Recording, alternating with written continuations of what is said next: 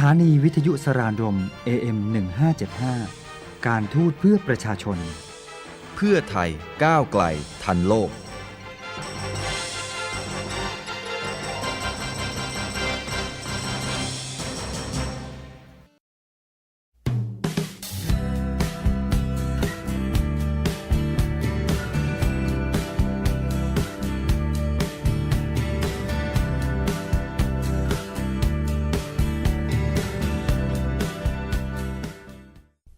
It is now 6 p.m. here on Radio Saranrom, AM1575, the radio station of the Ministry of Foreign Affairs of Thailand. You are now listening to News and Views with me, Venus Atsawapum. Today is an auspicious occasion. His Excellency Mr. Don Paramat Vinay, Minister of Foreign Affairs, hosted a reception to commemorate the 40th anniversary of the ASEAN-New Zealand dialogue relations at Vitet Samoson, Ministry of Foreign Affairs. Among invitees were representatives from various Thai agencies, private sector, and media. Also invited as special guests were Miss Universe New Zealand 2014, Miss Universe Thailand 2013, the Ambassador of Malaysia to Thailand as Chairman of ASEAN, the Ambassador of Indonesia to Thailand as Country Coordinator for ASEAN-New Zealand Dialogue Relations, and the Ambassador of New Zealand to Thailand. The reception was followed by a luncheon hosted by the Minister of Foreign Affairs on the occasion of the 40th anniversary of ASEAN-New Zealand Dialogue Relations at Satthabongkot Room. If you have a chance, I'm sure there'll be the news on TV, so you can see how the event was done at the Ministry of Foreign Affairs. The event was held to celebrate the long-standing dialogue partnership between ASEAN and New Zealand, and to foster mutual understandings and closer ties between the peoples of ASEAN and New Zealand, as well as to raise the profile of ASEAN and New Zealand among the general public. New Zealand is the second oldest ASEAN dialogue partner, dating from 1975. So it's almost 40 years now. The relations have... it's been 40 years, I meant. The relations have evolved from donor-recipient to the comprehensive partnership and have brought about fruitful outcomes beneficial to the peoples of the regions and helped narrow the development gaps between the region. People-to-people connectivity is a solid foundation for ASEAN and New Zealand relations in the years to come. Under the auspice, leaders of ASEAN and New Zealand will meet in November 2015 in the ASEAN-New Zealand Commemorative Summit, and it is expected that an announcement to elevate the relations into a strategic partnership will be made. So that's very good news indeed. I'd like to bring your attention to another event that Thailand did last month. It's called Thai Corner. Thai Corner, it's usually it's like a library corner or a book corner that we set up at various important places around the world. Usually it's either at the city's library or at a university. And it's a soft diplomacy that not only create a symbolic representative in foreign country, but it also allows the people to get to know Thailand better. So I'd like to tell you about what happened last month. There's an inauguration of the Thai Corner at National University of Rosario in Argentina.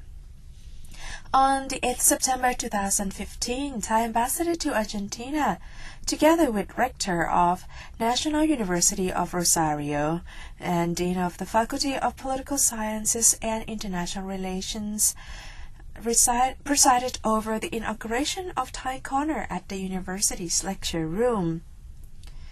The rector thanked the Royal Thai Embassy for launching the project with the university, and the books provided would help widen vision of university students academicians and young generation of Argentina to know more about Thailand, as well as opening up the Argentine society.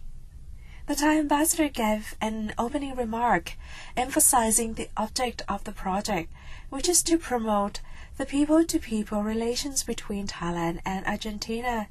He also wished that the corner with more than 100 books about Thailand would become another source of information for students, academic personnel, and general public in Rosario, as well as would promote the better knowledge and understanding about Thailand and bring the two peoples even closer.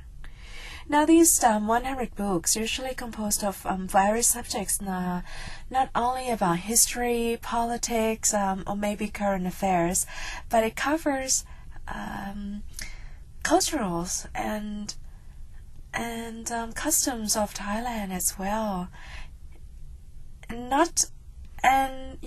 Even though nowadays we have the technology had advanced a lot, but many still have to rely on radio, have to rely on books, for example, for information, because not everyone can afford the new technology and can access information via, the internet or mobile applications. So books are still appreciated worldwide. And furthermore, Ambassador also underlined that the National University of Rosario was the second public university in Argentina that the Royal Thai Embassy had carried out Thai Corner project with. Thus, he wished that it would become the first step for better and closer cooperation between the university and the embassy. The inauguration ceremony was followed by a reception as well as attended by approximately 100 guests comprising of honorary consul in Rosario, representatives from Santa Fe provincial government, representatives from academic society in Rosario, and students. The Royal Thai Embassy in Buenos Aires has initiated the project Thai Corner in Argentina and Uruguay since 2011. The project at the University of Rosario is the sixth corner after National University of La Plata in 2011, Catholic University of Cordoba in 2012, Catholic University of Uruguay, Catholic University of Salta in 2013, and Torquato di Tella University in 2014. Now let's get back to what's going on in our region. There is some international help to tackle Indonesian fires as reported in Bangkok Post. So the Indonesian firefighters put out a blaze in the southern Sumatra on October 7, 2015. A spokesman for Indonesia's disaster mitigation agency said that a Bombardier amphibious aircraft and Malaysian crew arrived on Friday to begin water bombing in South Sumatra. So they're currently being briefed by disaster mitigation chief, and the water bombing will start immediately after that.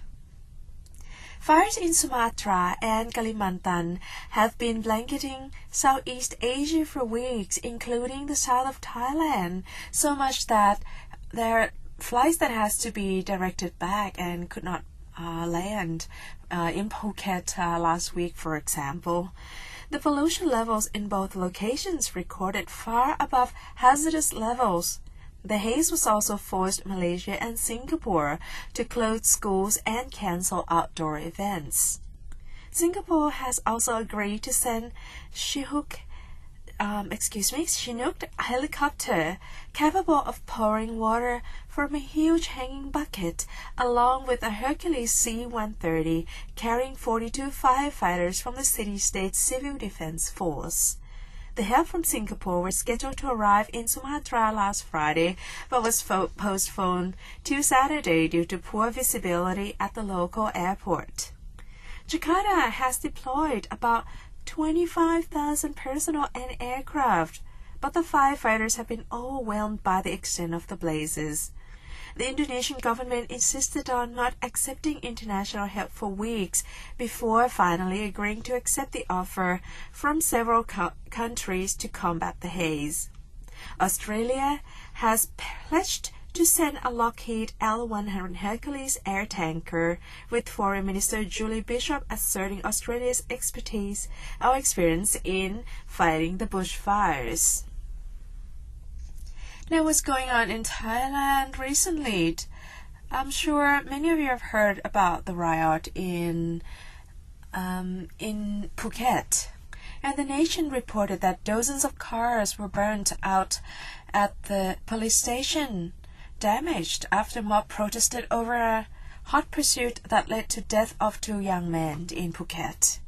Tension between police and local residents in Phuket province that escalated into a riot at local police station on late Saturday night and early Sunday morning appeared to ease after an inquiry panel was formed to look into the death of 2 young men during a police hot pursuit on Saturday.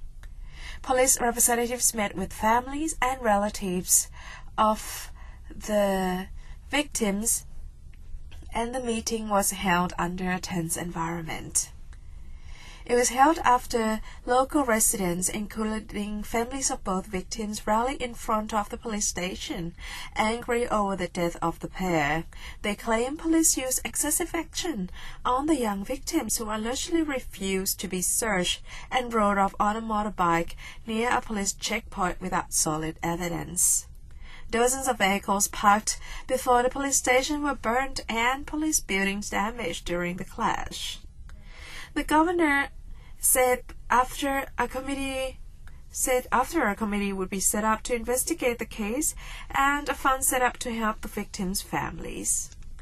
The situation that escalated caused quite a lot of problem, and the tension decreased after the intervention of the military. And after the talks, they agreed to attend the meeting yesterday. And the protest dispersed about 3 a.m., 4 a.m., ending the 12-hour standoff. The riot also forced the road outside the station to be closed, which affected transport to Phuket Airport.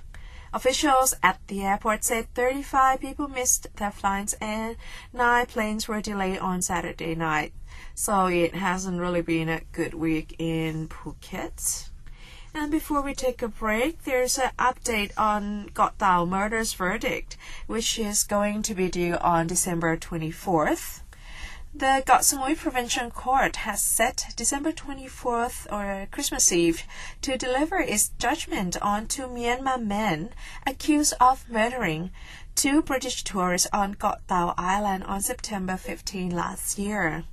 The court set the date after hearing Zolin, one of the defendants, testify in his own defense. Zolin is charged, along with Win Zaw-hun, the murder of David Miller and Hannah Witheridge on September 15th last year at Siri Beach on the resort island in Koh Phangan district. The court gave the prosecution and the defense 15 days to submit their closing statements by October 26 and said they would pass judgment on Christmas Eve. In his testimony on Sunday, Zolin was asked to cross-examination by the prosecutor on how he gained possession of Miller's cell phone. The defendant said he picked it up from the beach near a restaurant. He also replied to many other questions. The mothers of the 2 Myanmar defendants were at the court and said they hoped their sons would be treated justly. They believed their sons had been tortured into confessing to murder of the British tourist, and they said they would be at the court on December 24th to hear the ruling. Now, let's get back to the science update that we paused from last time, how the scientists identify the neurons that influence alcoholism. And the science update is from IFL Science website. So last time we were talking about the 2 types of receptor in our brains for pleasure chemical dopamine, which can be referred to as either D1 or D2 neurons. The D1 are involved with a go pathway which encourages action, whereas the latter, or the D2, do the opposite and drive no-go behaviors. So while dopamine is known to be involved in drug reinforcement, providing the rewarding effects of commonly abused drugs, its role in addiction has been less clear. That being said, the results from this current study, published in Journal of Neuroscience, seem to implicate the D1 or the GO pathway receptor in addiction. By repeatedly exposing mice to alcohol, poor mice, either through systematic administration or consumption, the researchers found that the D1 neurons became more excitable, requiring less stimulation to fire. So if these neurons are excited, you will want to drink alcohol. You have a craving. So when the D1 neurons become activated, they drive go behaviors, which in this case is an action that will increase alcohol intake. But this leads to a vicious cycle. More booze further decreases the activation threshold, which in turn drives more drinking behavior. And that could be one of the reasons why if people drink for a long period of time over the years, their behavior they will start to drink more and more. The researchers think that this could be related to structural changes in the spiny neurons that alcohol seems to trigger. Compared with controls, mice on booze had longer branches and more mature mushroom-shaped spines on their D1 neurons, which are important for long-term memory. Interestingly, though, the number of spines do not differ between the two groups. But when you looked at the D2 neurons, the one that it's a no-go behaviors, the same differences in spine maturity were not observed. Because such alterations in spine morphology, or the changes in spine, it's a fancy word, play a significant role in synaptic plasticity and have been linked to the process of learning and memory. So this is we progress from how intake of alcohol affects our brains, and now it's the result of it on the process of learning and memory. The researchers think that these booze-driven adaptations may drive the development of alcoholism. While this may be a common yet poorly understood disorder, these findings could open up new avenues for research into potential treatments. And that may be that may not be so out of reach, because the team found that partially blocking D1 receptor with a drug actually suppressed alcohol consumption in mice, but not when D2 was inhibited. My ultimate goal, said the researcher, is to understand how the addicted brain works, and once we do, one day we will be able to suppress the craving for another round of drinks and ultimately stop the cycle of alcoholism. I guess it comes to where you cannot use your own conscience, or I guess control yourself. That's why it's, alcoholism, you can't stop yourself. You might need to rely on treatment or rely on drugs to help. And this research is quite promising to treat alcoholism. Now, it's a topic that really close to us, and I have to say it really hit home for me. I have been drinking coffee quite a bit today, and I'm still quite sleepy because I haven't had enough sleep. Sometimes you wonder why you would need the recommended 7 or 8 hours per day. And this article I'm bringing to you will talk about why do we sleep. So sleep, it's one of our most basic human needs. We spend about a third of our lives doing it, and there are serious health consequences to sleep deprivation. It's safe to say that sleep is as necessary as food and water. But why do we all spend so many hours doing it? Scientists simply aren't sure why. Sleep researcher William Dement, who co-discovered REM sleep, is often described as the father of sleep medicine. He told National Geographic that as far as he knows, the only reason we need to sleep that is really solid because otherwise we get sleepy. As lying unconscious for an extended period of time made our ancestors vulnerable to attacks, researchers suggest that there must be some advantages to outweigh this considerable risk. Biggest hurdle to understand why we sleep was that the brain activity that occurs during sleep was largely hidden from researchers. New methods, though still somewhat in their infancy, are helping researchers to better understand the purpose of sleep. In a 2000 study published in Brain Research, researchers added to the growing evidence that sleep allows us to consolidate our memories. Consolidation is the important process whereby short-term memory is converted into long-term memory. So basically, it's the management of what we learn. And the researchers found that when we sleep, our brain consolidates the information that we have learned in a day by opening calcium-mediated biochemical pathways in pyramidal neurons. The researchers suggest that this process and the necessary network reorganization take time and need to occur when normal processes such as sensory processing aren't happening.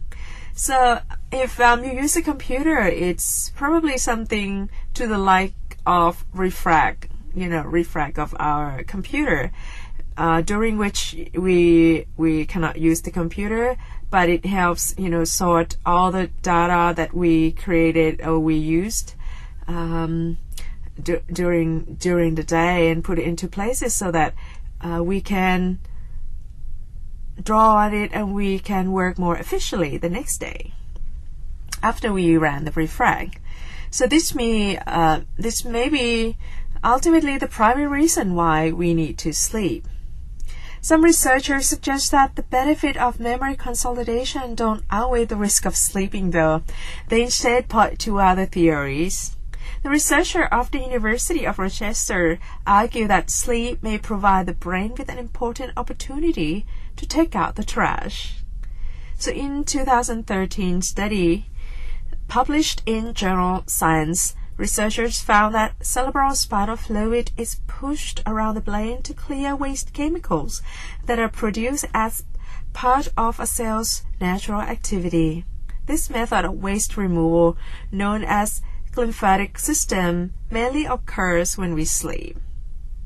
We're almost running out of time, so I will continue about the sleep in our next program. And I will also talk about how it connects to weight loss and other articles about weight loss, since it's almost the peak time for tourism and we should prepare ourselves,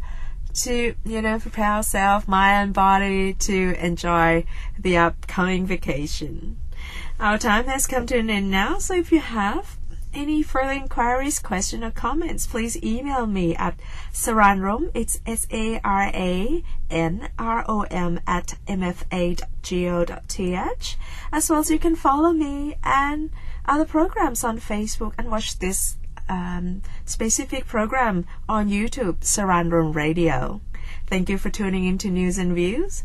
Have a very pleasant evening. สวัสดีค่ะ